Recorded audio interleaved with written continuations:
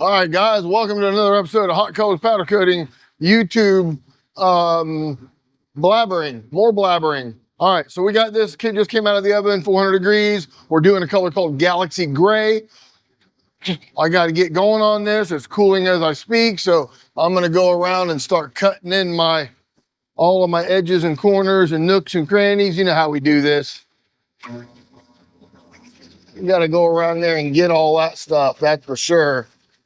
And this color is kind of like an off silver, like a gray silver color. A lot of metallic. So we're just going to do a little bit of this on the hot coat. I'm not going to try to bore you with making you watch me spray this whole thing. I'm not going to be able to make you do it anyway. There's a fast forward button on here, you know. I don't know if you're aware of that. When you get bored, you can just hit it. But we are just trying to cut this in the corners. And if you're new here, the reason why we're doing this is there's something called a Faraday cage. It's kind of, if you think about taking two magnets that are same polarity, you know how they kind of repel themselves when you, okay? Well, try to magnetically shoot a particle in there when that's happening. Because you got to remember the whole part's grounded. So if two pieces of metal are like this, they're both the same polarity. They're both grounded. So you got that issue. And what this does is it relies on the heat. So the powder coat is heat sensitive, of course. So when it touches something hot, it sticks, it melts and sticks. So that's what we're doing now is we're melting and sticking with the heat. And we're using that to get in all the nooks and crannies. You ever have a problem where customer comes back a little while and they're like, oh man, and these little corners and stuff, it's rusting. That's because you didn't get it in there. Because when you shoot it hot, that's a Faraday cage. And then, you know, or when you shoot it cold, it's a Faraday cage and you don't get it. And there's really not a good way to combat that. I mean, if you know it's there, you can sit there and beat your head against the wall and work at it, you know, and get it. But it's stuff like this, it's going to be hard to see every little nook and cranny and every little overlap and things that you need to get. So do yourself a favor and start learning how to spray hot. I mean, but one of the downfalls of spraying hot, like a metallic color like this, the metallics just don't go down even. You can probably see on that side where there's stuff that looks uneven or more metallics in one spot or more silver in one spot, something like that. Yeah, that's why. It's because it's hot and it just lands where it lands. There's no distribution. So you got to remember these metallics are landing every which way, on edge, standing up, you know. So what you do is when this cools, I go around and I put what I call a dust coat on it. And what that's for, it's for film thickness, because I am really hauling the mail here just to get a real thin coat on the stuff, you know, and get it in the areas where I need it. And I'll come back and build the film thickness. That's one thing I'm doing with the second coat. But the second coat really is on a metallic, is evening out the metallic in the job that you're doing. It's very similar to a drop coat when you're painting a car. I don't know if you know what that is, but it's where you back up, you know, a few inches. Sometimes people lower their pressure. I'm getting too technical, but anyway. And then they spray a coat to even the metallics up. So the metallics fall all different ways. So it's very similar to that. I mean, and it makes a difference, you know, there ain't no doubt.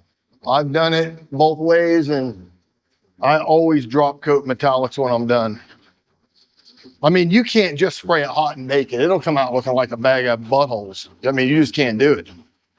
Well, I mean, you can do anything you want. This is that's the beauty of USA. You can just do what you want.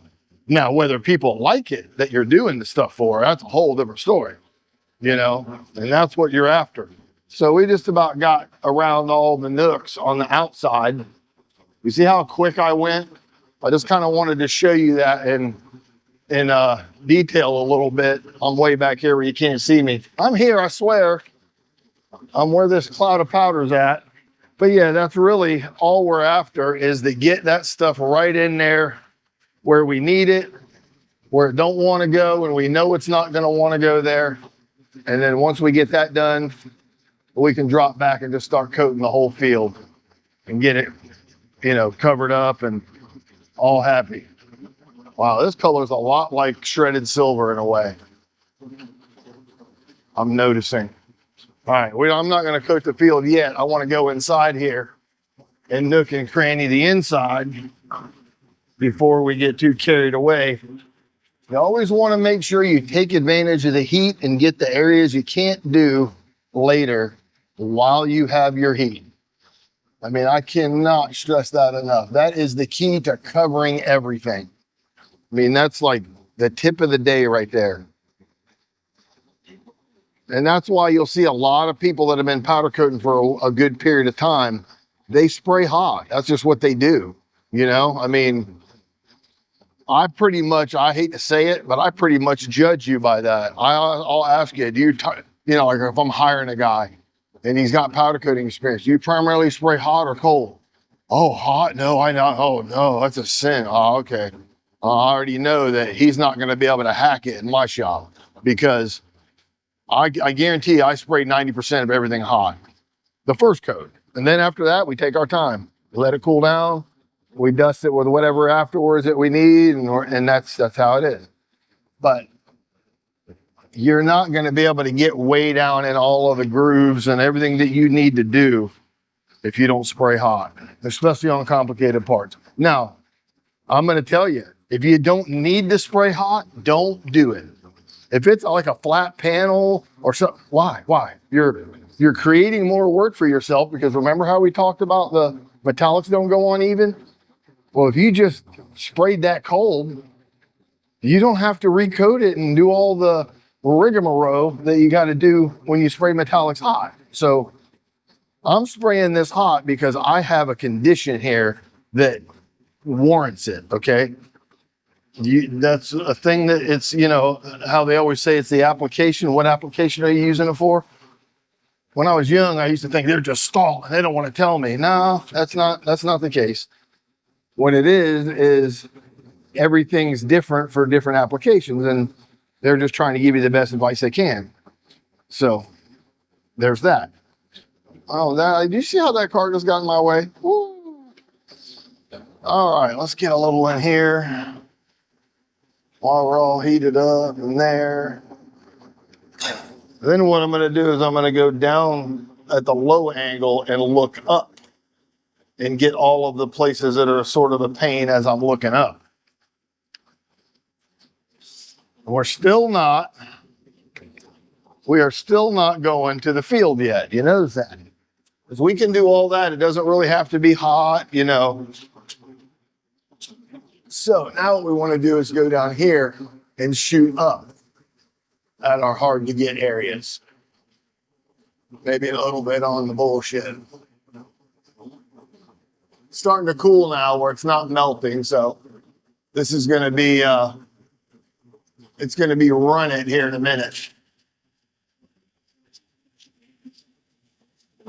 Once you lose your heat, it doesn't really matter what you do, but you're better off to keep your pattern and whatever you had going. But this is about the time right now where I'm about to turn the gun up a little bit. I have the gun down. I guess I should have mentioned that. I got the gun down so that I'm not puffing or putting too much in any one area.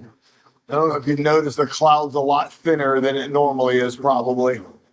I've had comments on my cloud. They're like, wow. All right, let's get a little action up here. While we got a little heat still left, I can feel it in the cart that I'm sitting on. That's how I know there's heat in it, because it's not really melting anymore. But the heat still helps you even though it's not melting. There's still an element of heat in it.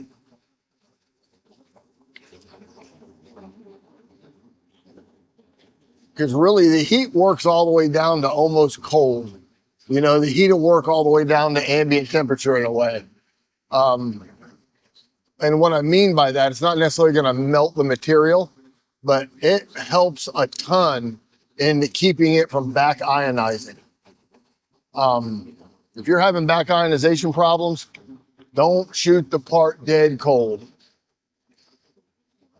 you're better off to shoot it with a little temp in it. That's why you see me spraying things at, 125, 150 in that range, because it helps keep the electrons in the metal excited and it doesn't back ionize as easy, apparently, is how that works. All right, we need to pump up the volume a little bit on this, 2 numbers.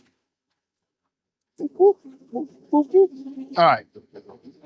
So what we're going to do now, you guys saw what I did. I went around to cut it in. I'm just going to go over the whole thing and dust it up.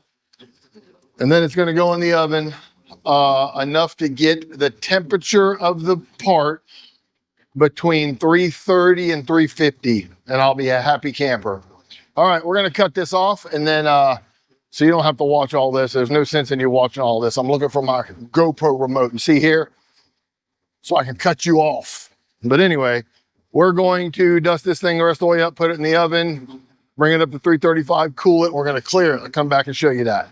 All righty. This gives you an idea of what the base looks like after it's a little rusty right there, but that's what it is. Powder coating don't put the metal back. This gives you an idea of the color before clear. It's kind of a silvery gray. It's called Galaxy Gray 2 is the name of the color. All right, we're gonna go ahead and get the clear going and spray this thing. All right, guys, we're back here with a clear coat. Let it cool down. It's about 125 degrees, got a little bit of warmth in it. I'm gonna spray the inside of this first. I'm gonna go down that side and spray what I can get. When I get to that body mount, we're gonna shut this off and I'll spray the rest of it. You don't wanna watch me spray this whole thing. You got to listen to way too much blabbering for that. All right, so what we're going to do is we're going to clear it. And here we go. So basically all we need to do here is cover it in white. It's not white, it's clear, but it looks white because that's what happens when you grind up clear plastic, like plexiglass. Think about when you cut a piece of Plex. It's white. Till you buff it, heat it, whatever you got to do to make it clear again.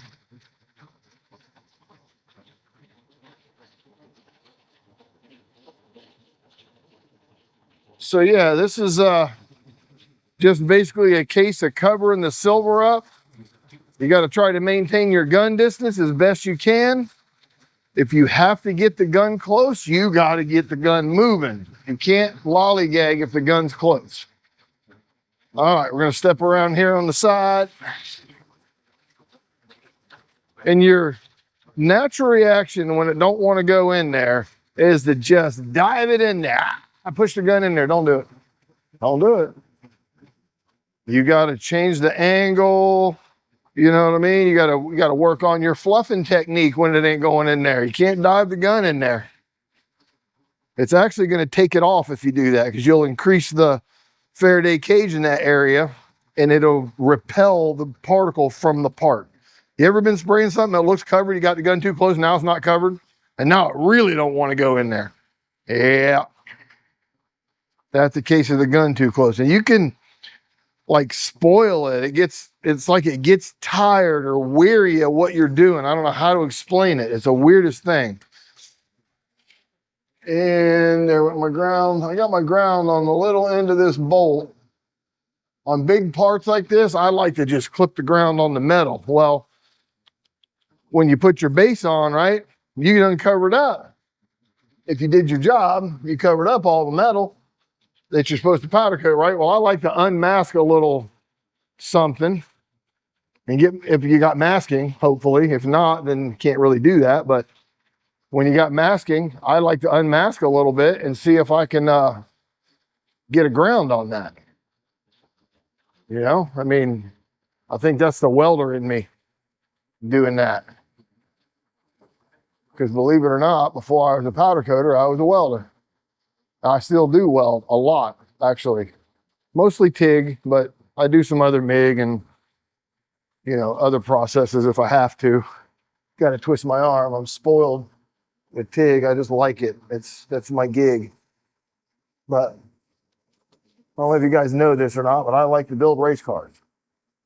And I like to powder coat the parts when I get done building them too, by the way. But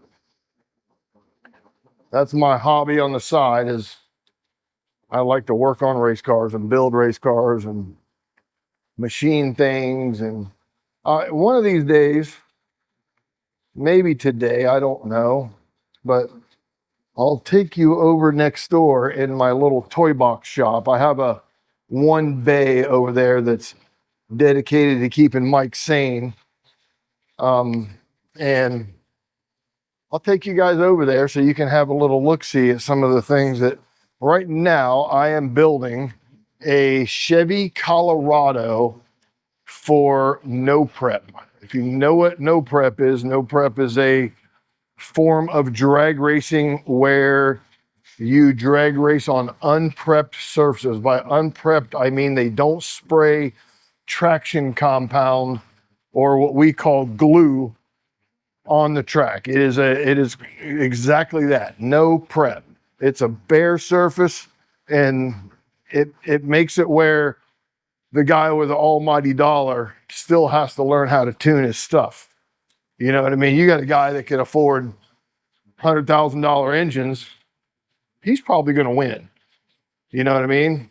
But on no prep, that $100,000 engine, not necessarily, I mean, it helps you in the later rounds, but it's not necessarily helping you when the track's green, let's call it, before rubber gets down. It makes it a lot like a NASCAR race, sort of, in a way, where the track comes around. The track will be what we call green in the beginning, and it will it'll come around as you run on it, and then they can start using horsepower.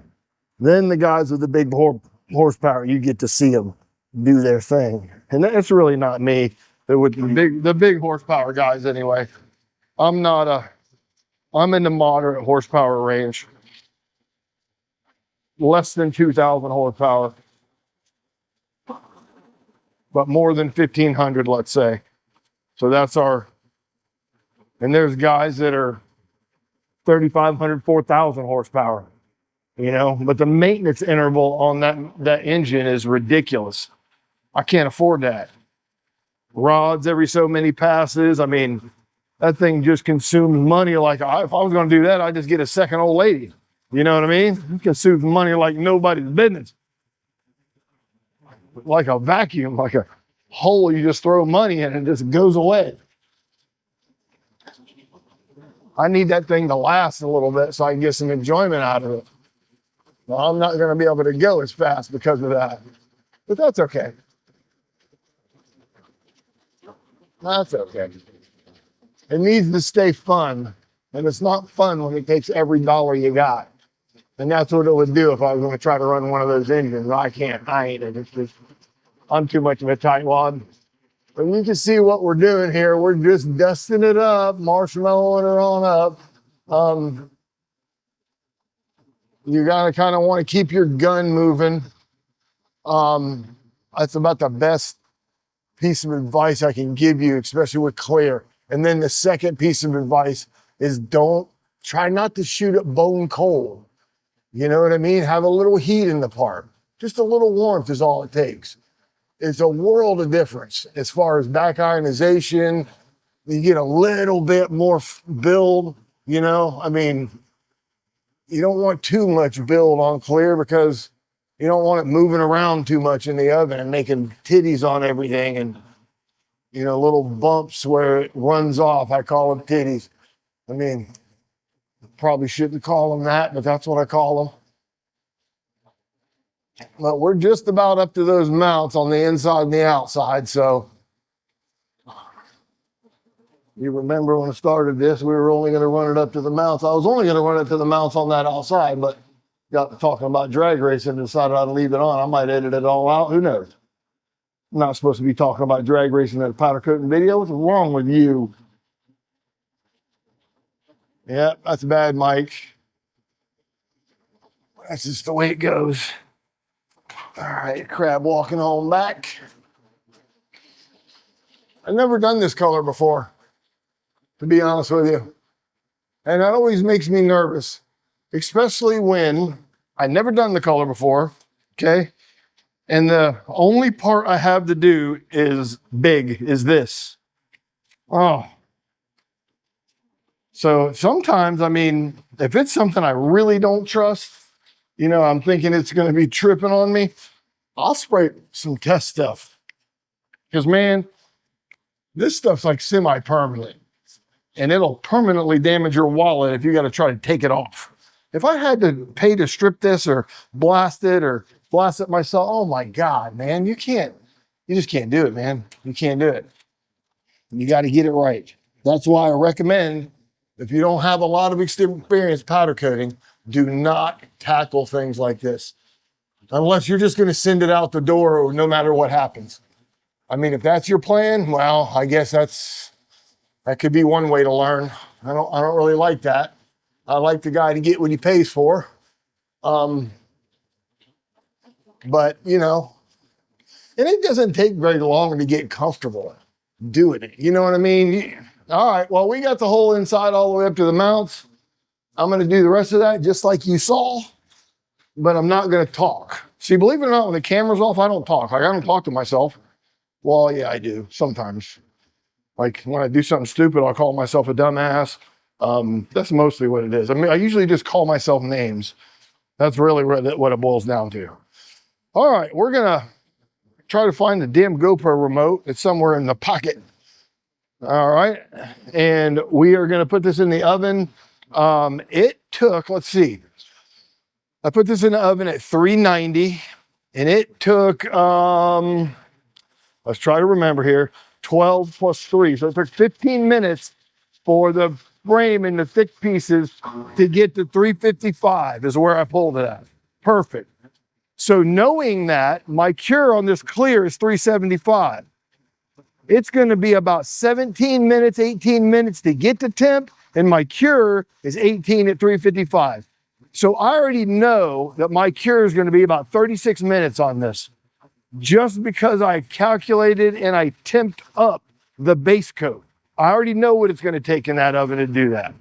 That's how it works. Okay, and here's another thing.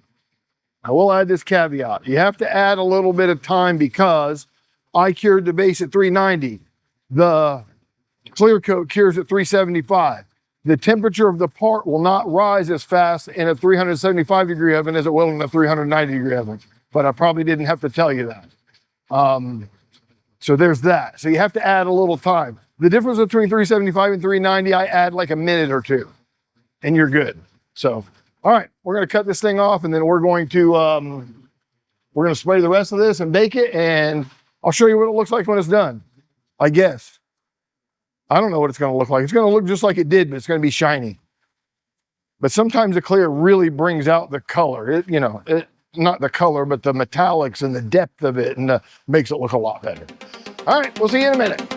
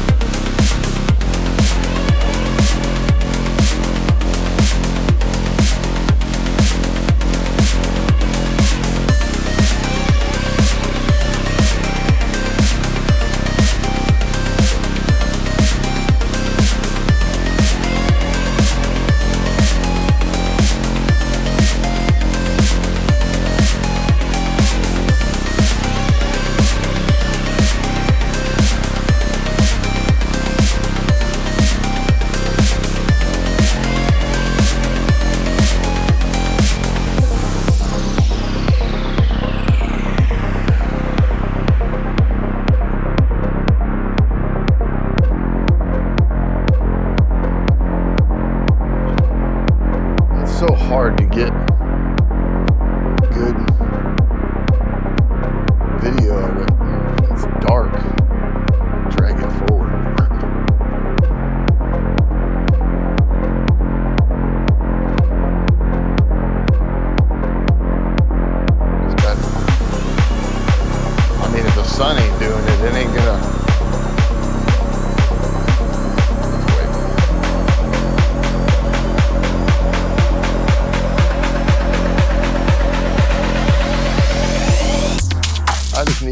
shots for my video. That's really all it boils down to.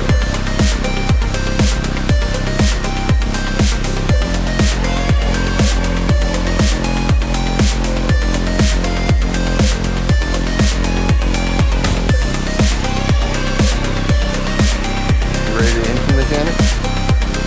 Are you ready to engine mechanic today?